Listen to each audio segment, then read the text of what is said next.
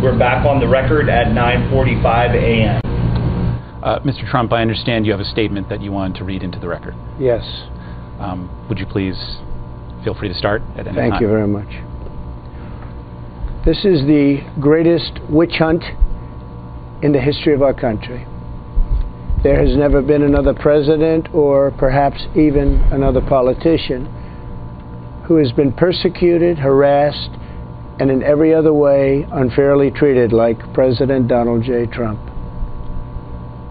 What Letitia James has tried to do the last number of years is a disgrace to the legal system, an affront to the New York State taxpayers, and a violation of the solemn rights and protections afforded by the United States Constitution.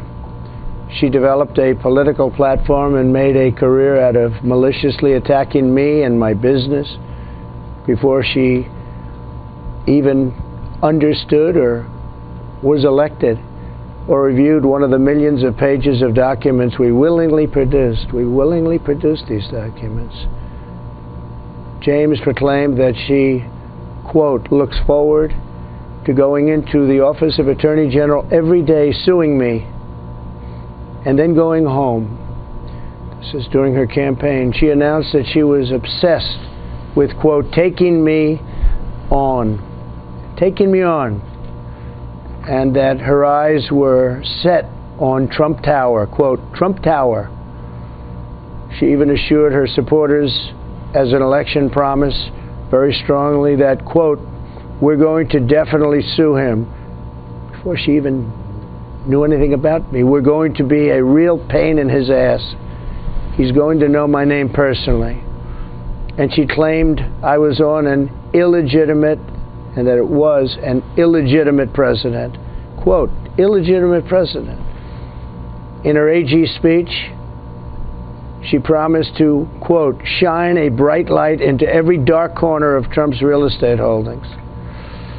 Shortly thereafter, she vowed to, quote, use every area of the law to investigate President Trump and his business transactions, and that of his family as well. She knows nothing about us. This is when she knew absolutely nothing about us. It was very unfair. This whole thing is very unfair. As a pretense for commencing her bogus investigation, Letitia James relied on the testimony of Michael Cohen, a convicted felon and liar. The Southern District of New York astutely described Cohen as a man who, quote, repeatedly used his power and influence for deceptive ends by engaging in, quote, extensive, deliberate, and serious criminal conduct consistent with a, quote, pattern of deception that permeated his professional life. This was in a long, many-page statement by him. It only gets worse. This is the witness, a stone-cold loser, a real loser, that she used to justify her obsessive work, her obsessive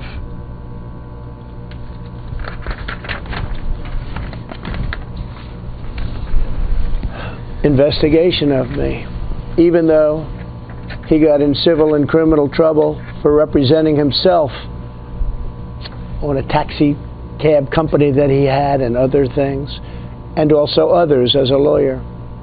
I once asked, if you're innocent, why are you taking the Fifth Amendment? I was asking that question. Now I know the answer to that question. When your family, your company, and all the people in your orbit have become the targets of an unfounded, politically motivated witch hunt supported by lawyers, prosecutors, and even the fake news media, you really have no choice. We cannot permit a renegade and out-of-control prosecutor to use this investigation as a means of advancing her political career. New York deserves better, and this country deserves better. Being a prosecutor is a very important thing. This is a vindictive and self-serving fishing expedition, the likes of which this country has perhaps never seen before. if there was any question in my mind, the raid on my home 2 days ago, Mar-a-Lago, Palm Beach, Florida, by the FBI, just 2 days prior to this deposition, think of it, wiped out any of that uncertainty. I have absolutely no choice because the current administration and many prosecutors in this country have lost all moral and ethical bounds of decency. Anyone in my position not taking the Fifth Amendment would be a fool, an absolute fool. One statement or answer that is ever so slightly off, just ever so slightly, by accident, by mistake, such as it was a sunny and beautiful day when actually it was slightly overcast, would be met by law enforcement at a level seldom seen in this country, because I've experienced it. The United States Constitution exists for this very purpose, and I will utilize it to the fullest extent and defend myself against this malicious attack by this administration, this Attorney General's office, and all other attacks on my family, my business, and our country. Accordingly, under the advice of my counsel and for all of the above reasons, I respectfully decline to answer the questions under the rights and privileges afforded to every citizen under the United States Constitution. This will be my answer to any further questions. Include among the rights and privileges afforded every citizen under the United States Constitution, does that include the Fifth Amendment right to avoid incrimination? Yes. So your counsel? Yes. Okay. Okay. I will just note for the record that was a lengthy statement. Obviously, we disagree with all of the characterizations, but to keep today's proceedings moving, I'm going to move on to my questioning. So, Mr. Trump, I take it you are not going to answer any questions about your preparation today with your counsel. Is that correct? Then, should I say this, or should I respond to that? Just read that. For all of the reasons provided in my answer, which is incorporated herein in its entirety, I decline to answer the question. Okay.